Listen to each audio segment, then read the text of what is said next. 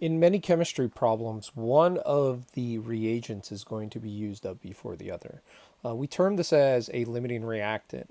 So anytime that we have a reaction that occurs,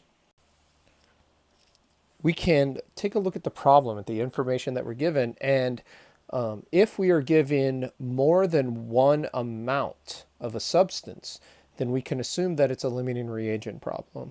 So, for example, if I have a reaction where I have A plus 2B goes to 3C plus D, I'm going to use this as my example. I call this the what's in the box approach because essentially you are going to mix these guys together. You're going to assume no side reactions occur, and you're going to determine who's left in the box at the end of the problem. So there's multiple ways to do this, and many instructors do it different ways. I'm going to show you the way that I've learned to do it and the way that I have found works the best for me. So we can't just look at something and say, oh, A is definitely the limiting reagent, because remember, molar masses are very different. For example, 10 grams of hydrogen versus 10 grams of mercury will be very, very different in the amount of moles. And it's not about masses reacting, it's about moles reacting. So the first thing that I always suggest to do is pick one of the products and run both or all three, if there's three present, of your reactants through stoichiometry to see who produces the least amount. So for example, let's say I have 10 grams of A.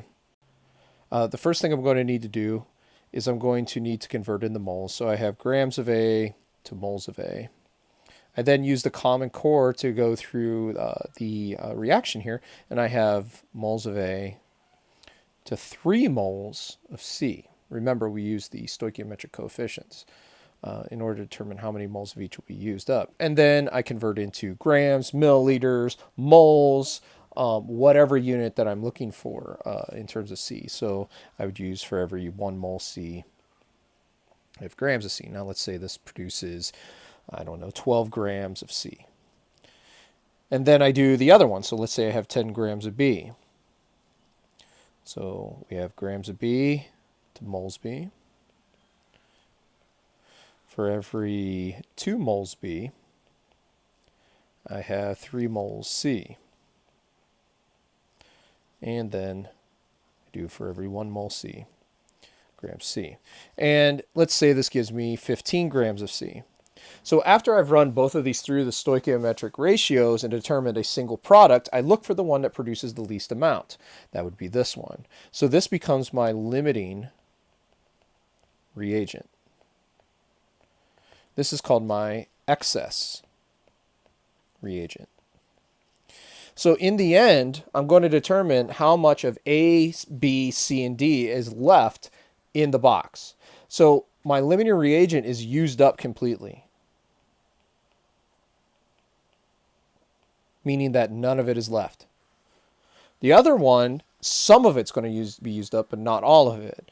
So what I suggest to do here is to run through stoichiometry using your limiting reagent, but now use the moles of A to moles of B.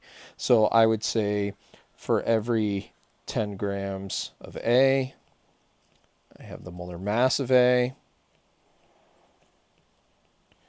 And then for every 1 mole A, I have 2 moles of B. And then for every 1 mole B, I have grams of B. So let's say that this is 7 grams of B.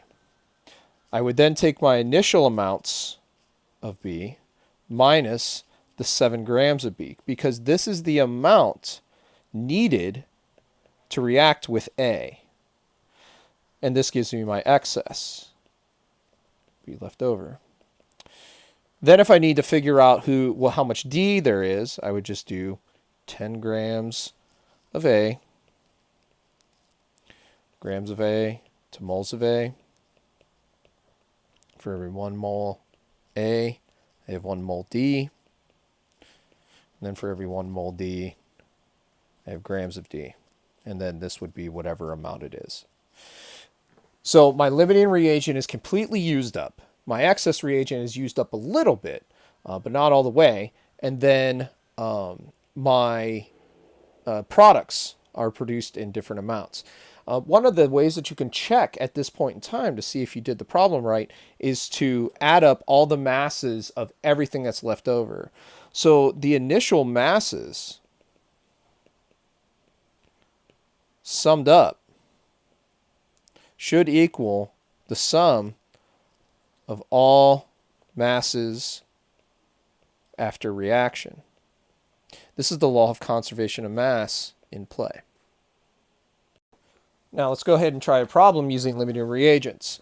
So one of the things that you should always look for whenever you have a reaction to see if anybody's listed as excess or that there's only one reactant. In that case, you don't need to do a limiting reagent problem. It tells you specifically who the limiting reagent is and who's going to be used up.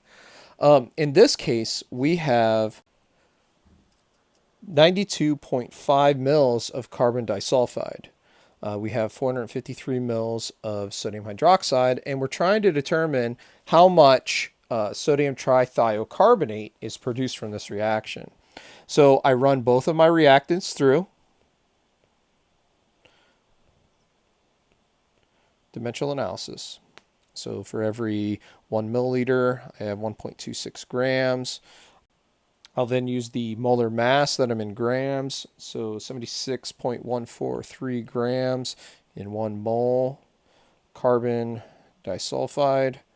I look at the complete balanced equations to use the mole to mole ratio, 3 moles carbon disulfide to 2 moles sodium trithiocarbonate.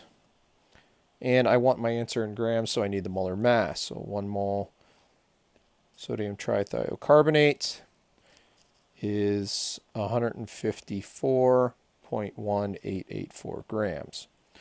Multiply across the top, divide by the bottom. This gives me 157.341 grams. 7 is my last sig fig.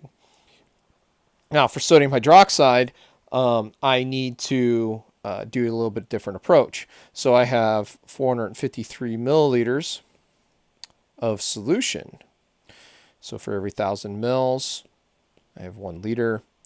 For every 1 liter solution, I have 6.00 moles NaOH. So no molar mass needed. Again, molar mass isn't our only way to get into moles. Concentration is another way.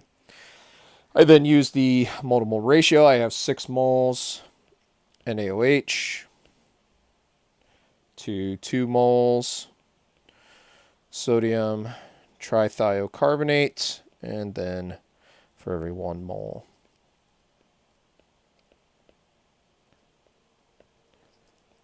I have 154.1884 grams.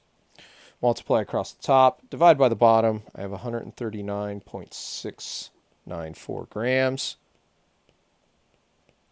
Proper number of sig figs would be at this 9, so this gives me 140 grams.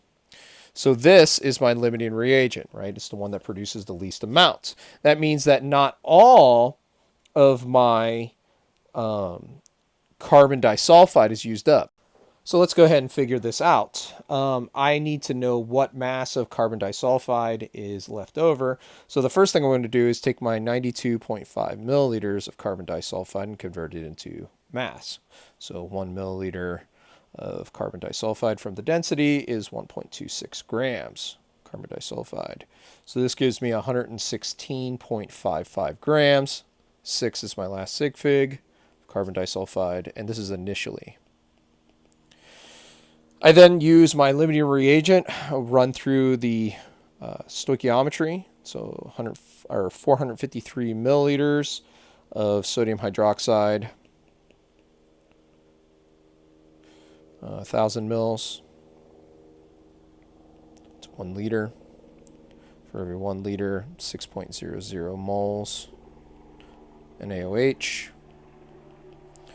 Stoichiometric ratio is 6 moles NaOH to 3 moles carbon disulfide.